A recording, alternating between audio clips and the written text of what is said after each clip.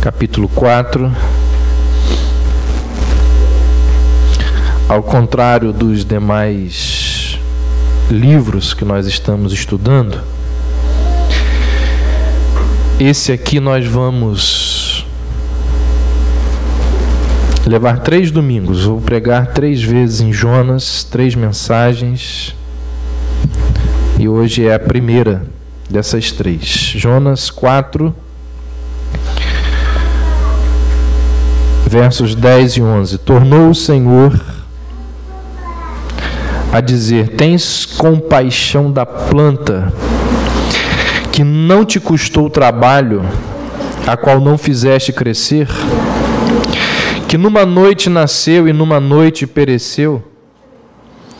E não hei de eu ter compaixão da grande cidade de Nínive, em que há mais de 120.000 pessoas que não sabem discernir entre a mão direita e a mão esquerda, e também muitos animais? Até aí. Jonas, daqueles chamados profetas menores, ele é o mais conhecido. Mesmo aquelas pessoas que têm pouco contato com o texto bíblico conhecem alguma coisa da história de Jonas. Sabem lá que provavelmente que Jonas foi engolido, teve aquela relação com aquele grande peixe, amplamente referido como baleia. Os biólogos vão dizer que é impossível que tenha sido uma baleia, porque a baleia ela tem uma garganta pequenininha, mas a Bíblia diz que foi um grande peixe.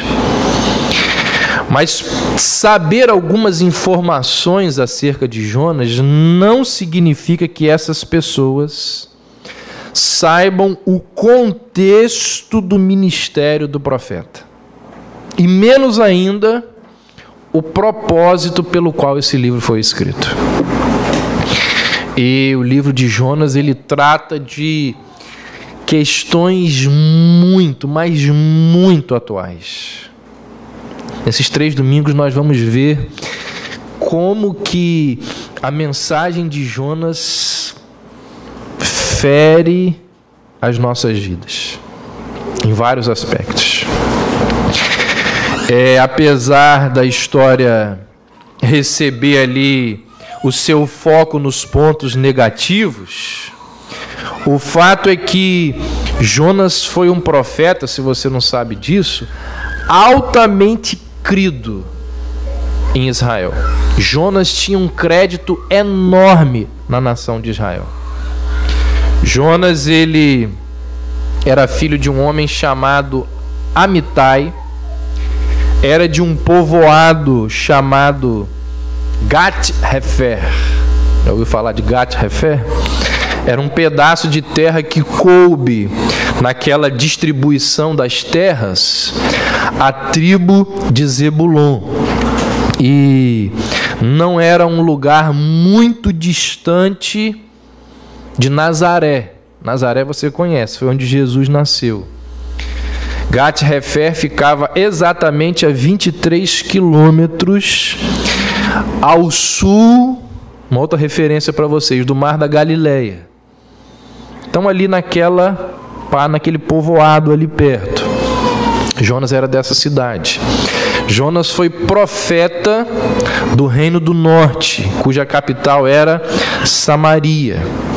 Ele exerceu o seu ministério logo depois de um profeta também muito famoso, o profeta Eliseu. Viveu Jonas no século 8 a.C., época de um rei muito famoso chamado Jeroboão II. Talvez não seja famoso para você, mas para a época foi um rei muito famoso. Ele foi um dos grandes líderes militares na história da nação de Israel. E esse momento, quando Jeroboão II reinou e Jonas exerceu o seu ministério, foi um momento marcado pelo controle de um império mundial, o Império Assírio. E foi nesse momento que esse império estava em ascensão. Para ser mais exato, o Império Assírio ele vai dominar o Oriente durante 7 séculos, durante 700 anos. A Assíria foi aquele poder dominante ali no Oriente. Um século antes de Jonas, 100 anos antes, na época em que o imperador assírio, o rei assírio, era um camarada chamado Salmanasar II, tudo isso tem na Bíblia. Lá no livro de Reis, que nós homens lemos lá nas nossas reuniões de oração, essas histórias aqui são todas elas contadas, desses reis aqui. Os assírios, eles 100 anos antes, eles entraram em conflito direto com os israelitas. Isso significa que na época de Jonas, Israel ele já tinha uma inimizade com os assírios de um século. Então os israelitas odiavam os assírios por causa disso. Diz a história e diz a Bíblia que o exército assírio era uma força muito bem treinada. Nas próximas mensagens eu vou falar um pouco mais do exército assírio. Eles eram muito impiedosos, muito maldosos. Para vocês terem noção, eles vazavam os olhos dos seus escravos, deixavam os escravos cegos. Aqueles que eles não queriam para o trabalho e não vazavam os olhos, eles penduravam em estacas, cortavam as cabeças e penduravam em estacas. Eles queimavam as pessoas de propósito para, enfim, colocar dor nessas pessoas. Mas eles não eram apenas ímpios e maldosos, eles eram muito poderosos. Era um dos poucos exércitos da época que tinha lá carruagens poderosíssimas, arqueiros muito bem treinados, lanceiros, armas de guerras muito sofisticadas para a época. O Império Assírio, a gente poderia dizer que hoje em dia são os americanos. São aqueles que têm as melhores armas, que têm o poderio militar mais forte do mundo. E esses assírios, eles então durante muito tempo controlaram o mundo.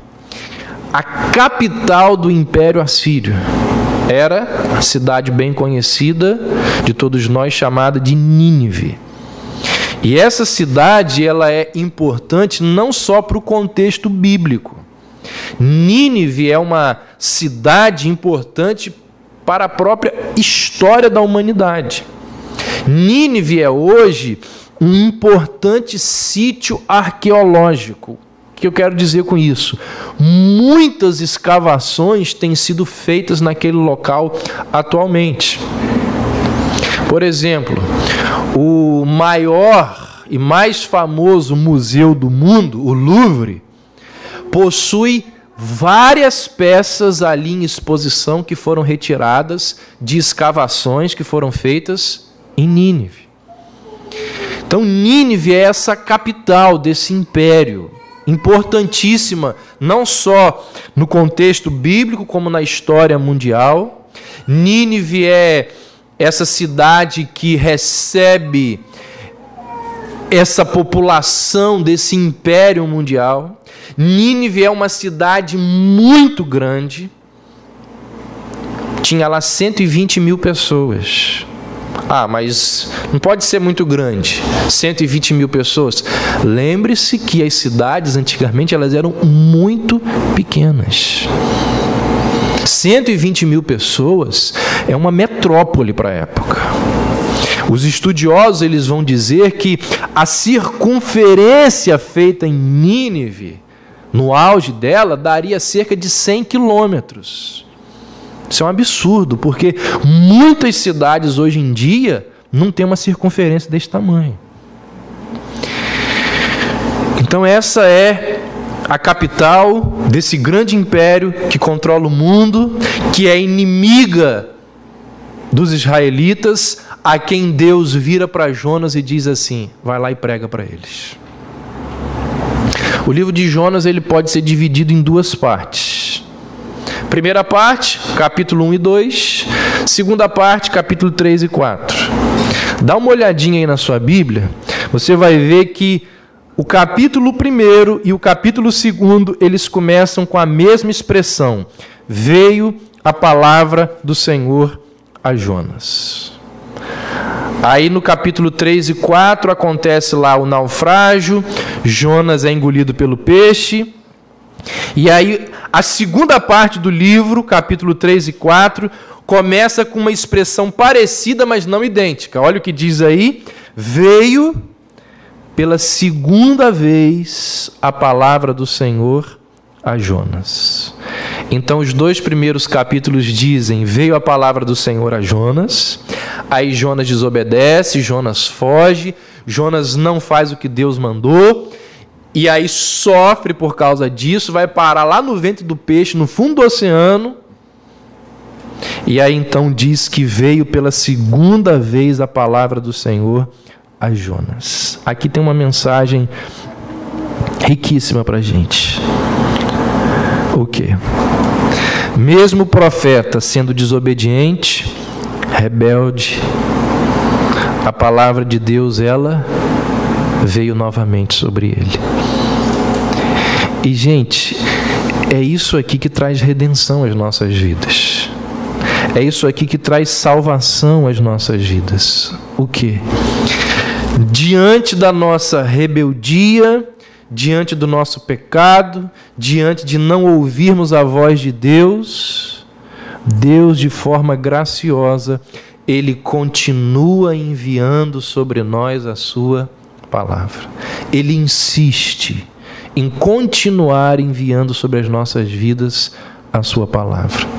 E o que é que traz santificação às nossas vidas? O que é que traz consolo? O que é que traz ajuda? O que é que traz estímulo às nossas vidas? A palavra de Deus. Certamente que a palavra de Deus, ela precisa vir sobre nós não apenas 2 vezes, mas muitas vezes. Na verdade, a palavra de Deus precisa vir sobre nós diariamente, o tempo todo. Sem ela, nós, como Jonas, naufragamos. Sem ela, nós adoecemos. Sem ela, nós acabamos morrendo espiritualmente. E eu gosto muito daquela história que o Marcinho uma vez passou para mim. Acho que já contei, certamente já contei aqui na igreja. Alguém uma vez disse assim: frequentei a igreja durante 15 anos. Ia na igreja de manhã e de noite, todo domingo. Não me lembro de um único sermão que eu ouvi. Para que serve na igreja? Todo domingo. Aí lançou essa questão num jornal. E o editor do jornal publicou aquilo, e aquilo ali se tornou um assunto de ibope no jornal, gente debatendo aqui e ali, até que alguém escreveu para o jornal, e o jornal publicou o seguinte, aquilo que a pessoa escreveu: há 30 anos que eu me alimento na casa de minha mãe. Faço refeição de manhã e de noite, todos os dias. Não me lembro de um único prato que ela fez. Mas foram todos aqueles alimentos, todas aquelas refeições que me trouxeram com vida até o dia de hoje.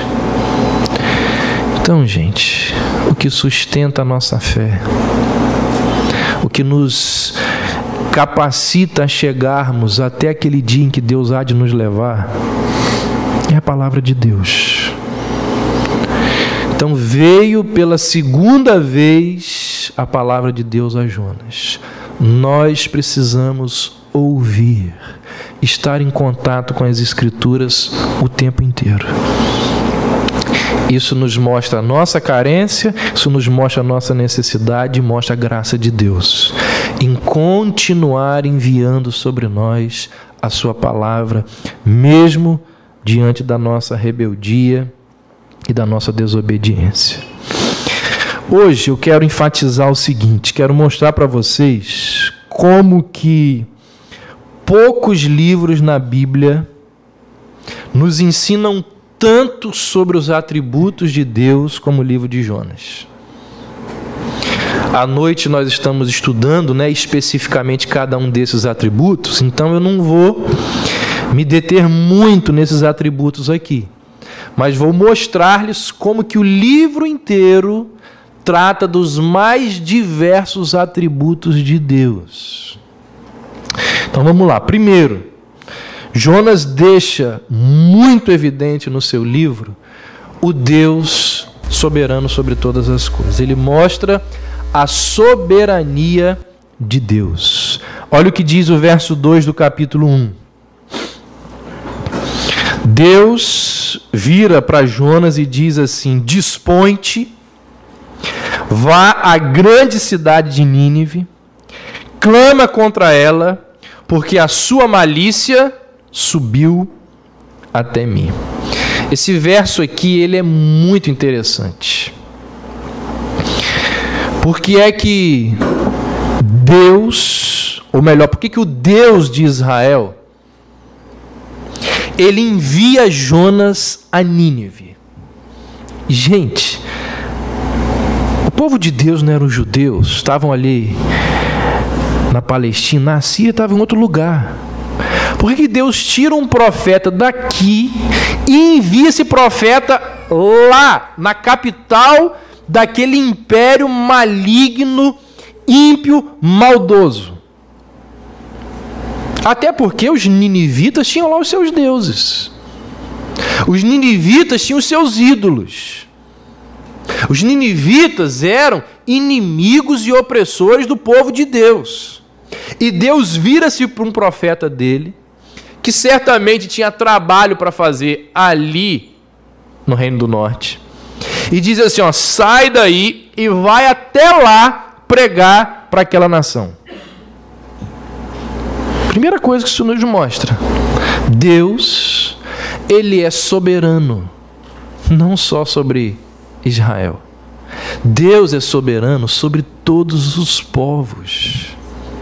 Não pensem vocês que Deus quis salvar apenas a nação de Israel.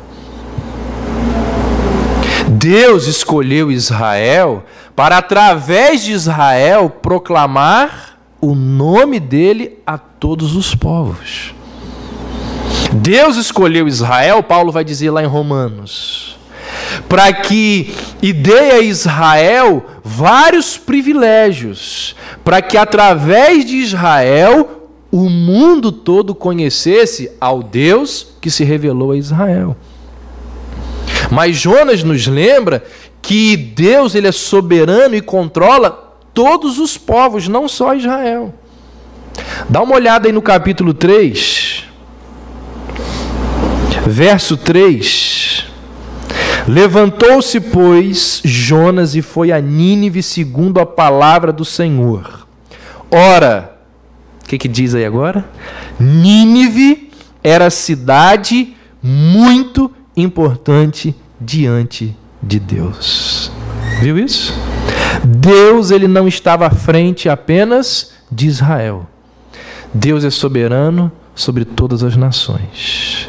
Deus tem gente, Deus tem eleitos, Deus tem pessoas predestinadas. Deus ama a todos os povos, e não só o nosso. E é isso aqui que a gente vai tentar mostrar nas próximas mensagens. Como que nós nos achamos melhores exclusivistas.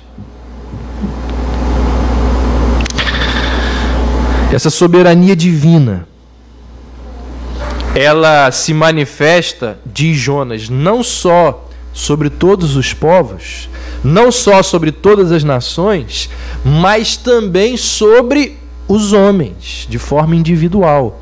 Um verso antes desse que nós acabamos de ler, o verso 2 do capítulo 3, Deus diz assim: dispõe-te, vai e proclama. Deus está dizendo que Jonas, faz isso.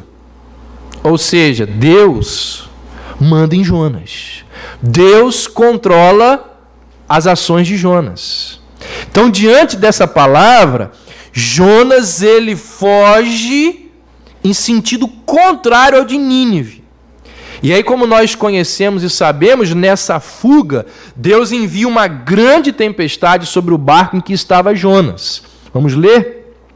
Capítulo 1, versos de 11 a 16. E disseram-lhe: que te faremos nós para que o mar se nos acalme? Porque o mar ia se tornando cada vez mais tempestuoso. E ele lhes disse: levantai-me e lançai-me ao mar, e o mar se vos aquietará, porque eu sei que por minha causa vos sobreveio esta grande tempestade. Entretanto, os homens remavam para fazer voltar o navio à terra, mas não podiam, porquanto o mar se ia embravecendo cada vez mais contra eles. Então clamaram ao Senhor e disseram: ah, Senhor, nós te rogamos que não pereçamos por causa da alma deste homem, e que não ponhas sobre nós o sangue inocente, porque tu, Senhor, fizeste como te aprouve. Levantaram a Jonas e o lançaram ao mar, e cessou o mar da sua fúria. Temeram, pois, estes homens ao Senhor com grande temor, e ofereceram sacrifício ao Senhor, e fizeram votos. Gente, o que esses versos aqui nos mostram? Que Deus ele é soberano, não só sobre os israelitas, mas sobre todos os homens. Esses homens que estão aqui no barco, eles não são judeus. Eles não fazem parte do povo da aliança. Ainda assim, Deus exerce controle sobre eles. Quem manda neles é o Senhor. O texto também vai dizer o quê? Que Deus ele exerce controle e soberania sobre a própria natureza, sobre a própria criação. Aliás, é muito interessante, se você depois quiser perceber isso na sua leitura bíblica, na Bíblia não existe a palavra natureza. Não existe. O que existe é criação. E isso acontece de propósito, para deixar evidente ou subentendido que criação tem um Criador. E o livro de Jonas ele nos ensina que Deus ele é soberano sobre toda a criação. Olha o que diz aí o verso 9 do capítulo 1. Sou hebreu e temo ao Senhor, o Deus do céu, que fez o mar e a terra. Então Jonas ele tem a convicção de que Deus é soberano sobre toda a criação. Verso 4. O Senhor lançou sobre o mar um forte vento, e fez-se no mar uma grande tempestade, e o navio estava a ponto de despedaçar. Verso 17. Preparou o Senhor um grande peixe para que tragasse a Jonas, e esteve Jonas 3 dias e 3 noites no ventre do peixe. Verso 10 do capítulo 2. Falou, pois, o Senhor ao peixe, vai lá, ó, e este vomitou a Jonas na terra. Capítulo 3, versos de 6 a 8. Então fez o Senhor Deus nascer uma planta, que subiu por cima de Jonas, para que fizesse sombra sobre sua cabeça, a fim de o livrar do seu desconforto. Jonas, pois, se alegrou em extremo por causa da planta.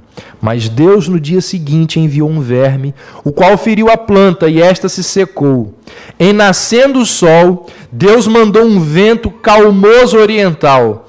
O sol bateu na cabeça de Jonas, de maneira que desfalecia, pelo que pediu para si a morte, dizendo: melhor me é morrer do que viver. Então, gente, primeiro, o livro de Jonas deixa evidente o atributo da soberania de Deus.